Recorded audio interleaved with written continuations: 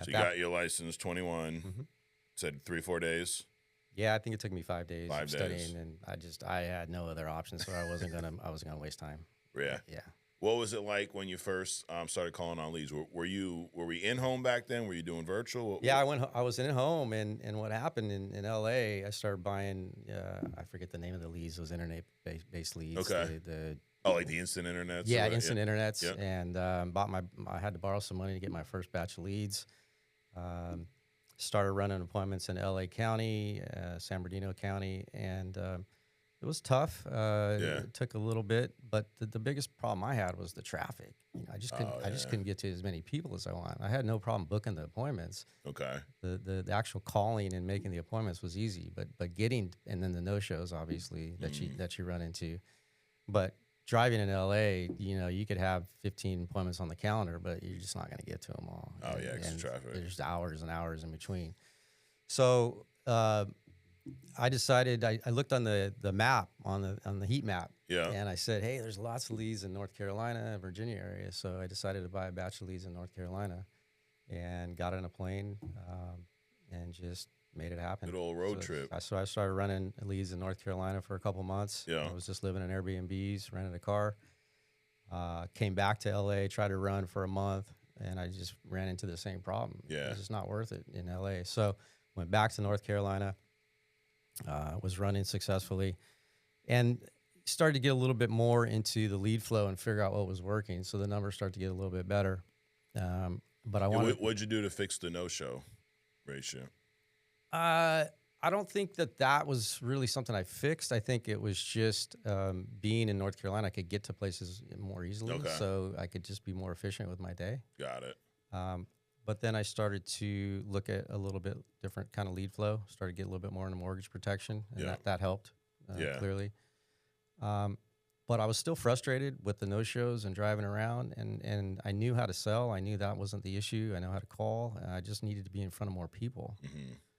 So I came back, and I really wanted to be home again. And it was actually Al. He said, "Hey, why don't you give telesales a shot?" And I just was real reluctant in the beginning. I just didn't think I didn't think it would work. I just didn't think it would work. This kind of business, seeing the kind of clients that we were seeing. Yeah. It's funny because you've done telesales before, right? Stocks and whatnot. Yeah. But you just didn't think and I think a lot of us had that thought process at that time. Even Sean himself, like we were against it. I remember. Yeah, I remember that. It's like if you were selling telesales, like don't tell anyone. Right. Well, that's what happened. I felt like it was like a secret. There were people doing it, and it just didn't get out. So I was just following the system. I mean, the system worked. I was producing good numbers, and I don't want to mess it up. But I just felt like I could get in front of more people, and so because I knew once I got in front of them, I could sell. I could, sky was the limit. But driving around just seemed very unproductive to me. Absolutely. Yeah. So I got into telesales. I bought a batch of leads, and never looked back. The numbers just exploded from there. Oh, so you did more.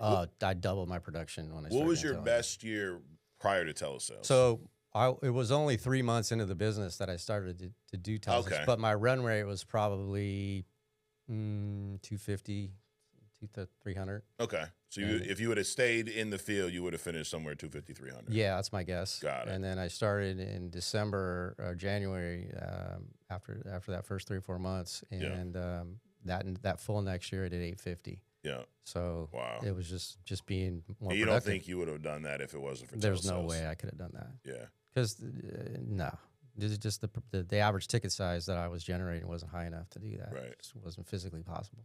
Yeah. So go ahead. I always talk about how much this business evolves, and you mentioned something that we've not talked about on here in a while. Like most of us started in home. Well, I say that now. Now as young kids, they don't even know what in-home sales are. But the travel trip is something that we don't talk about a lot. But that was a big deal, especially even before you started here, like early on, because of the lead flow. Right. I mean, you go where the leads are. Right. And a lot of people, just like you, would pull up their lead map and go, well, there's nothing around me, but hey, look at this spot, 3 states away or the other side of the country.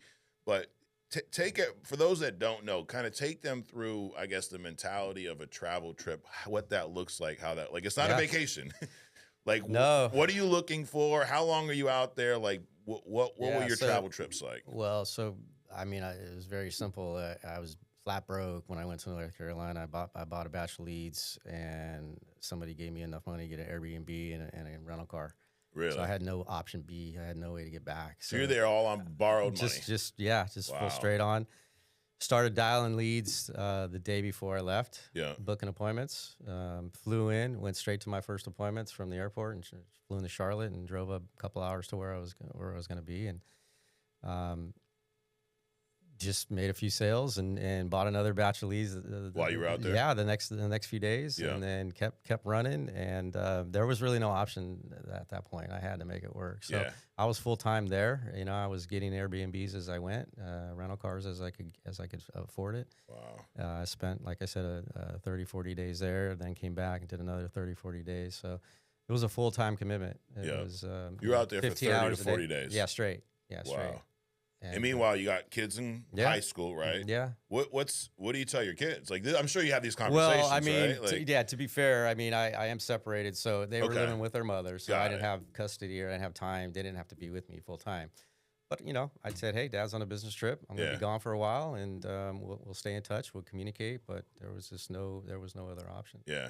And I didn't see running leads. First of all, there weren't as many leads in our area in Southern California at the time. And I just saw that big heat map, and I'm like, God, I got to go there. You know, there's endless flow of leads, and it just seems like a great place. And I'm glad I did that, because I think that just being in that rural area was nice for me to get away and just be at peace, not have any distractions. And it was a great period of time. Actually. A lot different pace compared to what you're used to, right? Completely different from LA. But travel trips were amazing. You really focus, and you know, you're not distracted with all the stuff that you have at home. So I miss those days. It was fun. Yeah. I mean, that's a lot of, we don't talk about it a lot in here, but that's kind of how we built this company was, you know, a lot of top guys going out and doing travel trips for a weekend, weeks or months at a time. Yeah. But it's like, you know, we talk about learning this business, and a lot of guys will give you a number, you know, 100 appointments, get through your first 100 appointments. Right. Well, how fast do you want to do that? You know, do you want to do that over the course of 3 months or 3 weeks? I think that's critical. It took me that first 30 days, and I was running a lot of appointments to get the hang of it, you know, get up to speed, figure out all the nuances and the carriers and the underwriting. But the quicker you can get through that, the better.